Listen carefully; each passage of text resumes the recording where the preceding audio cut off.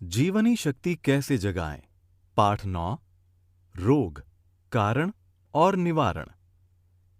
सीमित अर्थ में रोगों का अर्थ शारीरिक कष्टों से समझा जाता है, परंतु वास्तव में मानव के 5 स्तरों पर होने वाले रोग निम्न हैं। पहला, शरीर स्तर पर रोग, बीमारियां। दूसरा, इंद्रियों के स्तर पर, कमजोरी, थकावट या शक्तिहीनता। तीसरा, मन के स्तर पर, चिंता या शोक। चौथा, बुद्धि के स्तर पर, भय या अपमान। पांचवा, अहम के स्तर पर, स्वजन के मरने पर वियोग। श्री रामचरितमानस के अनुसार सारे रोगों का एकमात्र कारण पाप ही है। उसी के परिणाम स्वरूप बीमारी, चिंता, भय और वियोग रूपी रोग सताते हैं। करहीं पाप पावहीं दुख, भय रुज शोक वियोग। रोग का कारण पाप या भगवान के चरणों का निरादर है। अति दीन मलीन दुखी नितहीं, जिनके पद पंकज प्रीति नहीं। उत्तरकांड 13:11। कोई भी क्रिया स्वतः पाप नहीं होती। क्रिया के मूल में जानने की गलती एवं मानने की अपूर्णता ही पाप है। भोजन से जीवनी शक्ति मिलती है, ये हम गलत जानते हैं, ये पाप है। इस गलत जानने के कारण भोजन संबंधी सभी क्रियाएं गलत होती हैं। जैसे हम श्रम से पूर्व भोजन करते हैं, आवश्यकता से अधिक भोजन करते हैं, बिना भूख के और स्वजनों के कहने पर भोजन करते हैं, बिना भगवान का भोग लगाए भोजन करते हैं। परिणाम स्वरूप मल का संचय होकर अनेक रोग और थकावट घेर लेते हैं। यदि हम रोगों का सही कारण जान लें तो हम सदैव के लिए रोगों से छुटकारा पा सकते हैं। हम जब भी बीमार पड़ते हैं तो हमारा सारा प्रयास और पूरी शक्ति रोग को दूर करने में लग जाती है। हम बराबर इसी प्रयत्न में लगे रहते हैं कि क्या करें जिससे हम निरोग हो जाएं, जबकि हमारा प्रयास ये जानने की दिशा में होना चाहिए कि हम बीमार क्यों पड़े। यदि हम बीमार पड़ने पर कोई दवा लेते हैं तो हमें यह अवश्य सोच लेना चाहिए कि क्या हम दवा ना खाने के कारण बीमार पड़े थे, जो दवा खाकर स्वस्थ होना चाहते हैं। सिद्धांत ये है, जिसके न करने से बीमार पड़े उसी के करने से स्वस्थ होंगे, जिसके करने से बीमार पड़े उसी के न करने से स्वस्थ होंगे। इस सिद्धांत के अनुसार हम कार्य कारण के संबंध से भटककर रोग मिटाने का प्रयास कर रहे हैं। इसीलिए सिद्धांतहीन प्रयास के कारण हमारा रोग कुछ समय के लिए या तो छिप जाता है या टल जाता है, नष्ट नहीं होता। छिपा हुआ रोग रूप बदलकर आता जाता रहता है। रोग के कारण का भ्रम। आजकल प्रचलित सभी चिकित्सा पद्धतियों में रोगों के 2 कारण प्रचलित हैं। पहला, बाहरी कारण, दूसरा, आंतरिक कारण। पहला, बाहरी कारण। बाहरी कारण में मौसम का प्रभाव, गलत खानपान अथवा कुपथ्य माना जाता है। सर्दी, जुकाम, खांसी, बुखार होने पर प्रायः लोग यही कहते सुने जाते हैं कि मौसम बदल रहा है, सर्दी अधिक है या वर्षा का प्रभाव है। कुछ कहते हैं कि मैंने अमुक वस्तु खा ली, इसी से रोग आ गया। लेकिन सच्चाई ये है कि रोग का कारण बाहर तो है ही नहीं। बाहर तो केवल अवसर है, कारण सदा ही भीतर है। यदि मौसम रोग का कारण होता तो जो प्रभाव आप पर हुआ है वो सब पर समान रूप से होना चाहिए था। इसी तरह खान पान का दोष या कुपथ्य भी रोग का उतना कारण नहीं है। यदि आपका पाचन ठीक है तो भारी भोजन भी आपके लिए सुपाच्य हो जाएगा।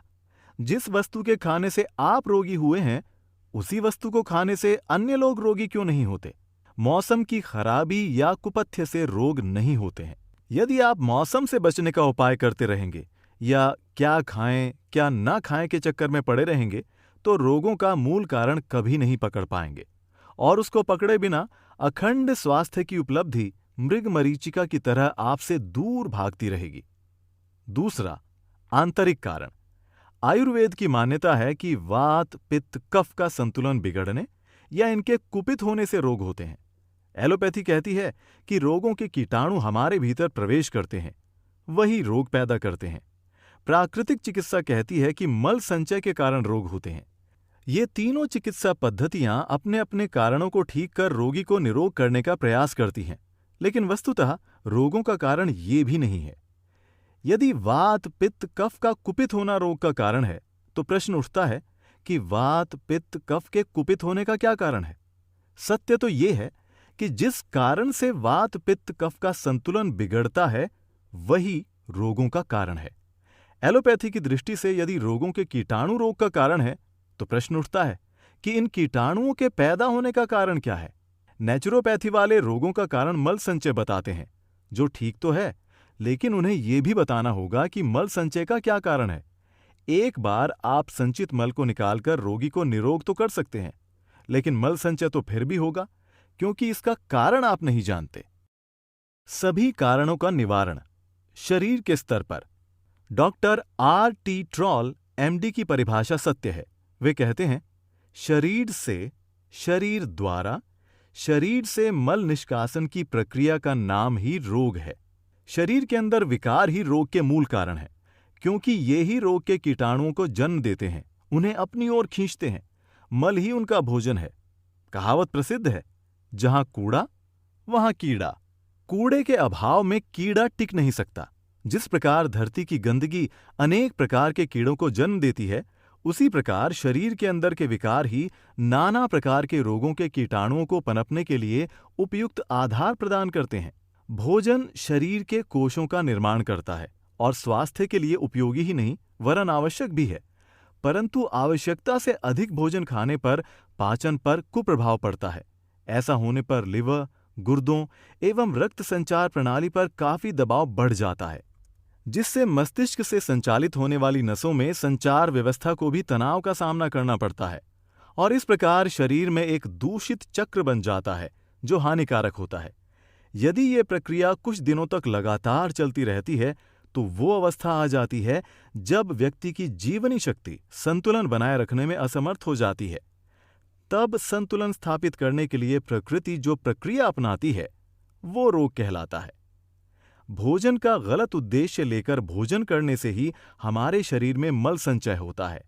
ये मल संचय ही अनेक रोगों को जन्म देता है। चिकित्सा विज्ञान इस बात को स्वीकार करता है कि शरीर में विकारों का संचय होता है।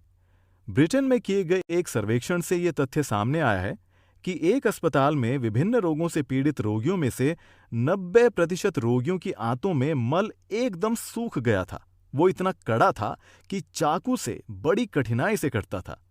इससे स्पष्ट है कि पोषण से कहीं अधिक आवश्यकता मल को निकालने की है।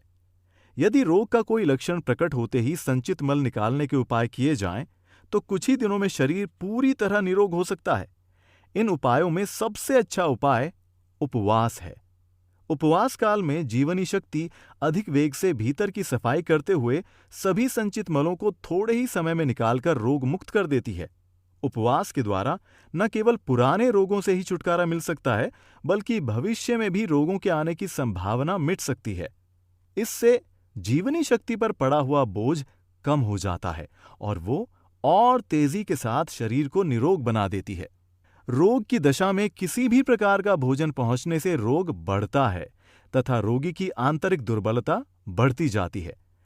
जैसे किसी चिकनाई पड़े वस्त्र में किसी रस को सोखने की शक्ति समाप्त हो जाती है और गर्म जल में उस कपड़े को उबालकर ही उसकी वो शक्ति वापस लाई जा सकती है, उसी प्रकार जब तक उपवास द्वारा अपनी जठराग्नि में पड़ी पेट व आंतों की चिकनाई को साफ न कर लें, तब तक वो इस योग्य नहीं हो सकती कि वो भोजन का रस सोखकर शरीर के लिए उससे वांछित पोषण प्राप्त करा सके।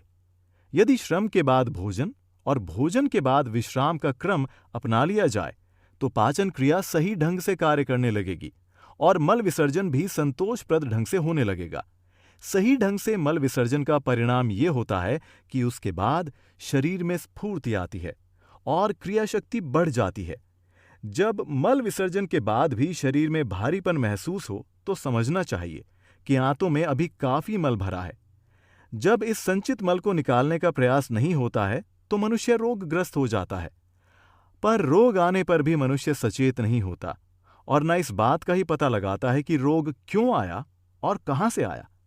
ऐसा जाने बिना ही वो औषधियों की शरण में चला जाता है। वो ये समझने का प्रयत्न नहीं करता कि रोग तो शरीर में अनावश्यक मल संचय का परिणाम मात्र है और उस मल के निकलते ही रोग स्वतः चला जाएगा। जब ऐसा ना करके वो औषधियों के चक्कर में पड़ जाता है तो उसके लिए उस चक्कर से निकल पाना कठिन हो जाता है। औषधि कभी कभी कुछ समय के लिए रोगों के लक्षणों को दबा देती है और रोगी भला चंगा दिखाई देता है, किंतु मूल में रोग होने से उससे छुटकारा नहीं मिलता। रोग की ऐसी अवस्था में जब पौष्टिक आहार अथवा टॉनिक द्वारा शरीर सुधार की आशा की जाती है, तब निराशा ही हाथ लगती है, क्योंकि मल के कारण आंतों की मल निकालने की क्षमता नष्ट हो गई होती है। जिसे हम रोग समझते हैं, वो प्रकृति द्वारा संचित मल को बाहर निकालकर शरीर को शुद्ध करने का ही एक प्रयास है। भगवान भूख के रूप में प्राणी मात्र में विद्यमान है। इस नाते हमें अपनी खुराक का चौथाई पहले प्रभु अर्पण करके फिर शेष 3 भाग को प्रसाद रूप में ग्रहण करना चाहिए। यही भगवान के चरणों का मुख्य आदर है, और ऐसा ना करना भगवत चरणों का निरादर है। सभी सद्ग्रंथों ने अकेले खाने को पाप माना है। श्रीमद् भागवत ने बिना अर्पण किए भोजन करने को दंडनीय अपराध घोषित किया है। यावद भ्रियते जठरम तावत स्वत्वम ही देहिनाम, अधिकम यो भिमन्येत सस्तेनो दंडमर्हति। अर्थात जितने से मनुष्य का पेट भरे उतने पर ही उसका अधिकार है। जो इससे अधिक को अपना मानता है वो चोर है और उसे दंड मिलना चाहिए।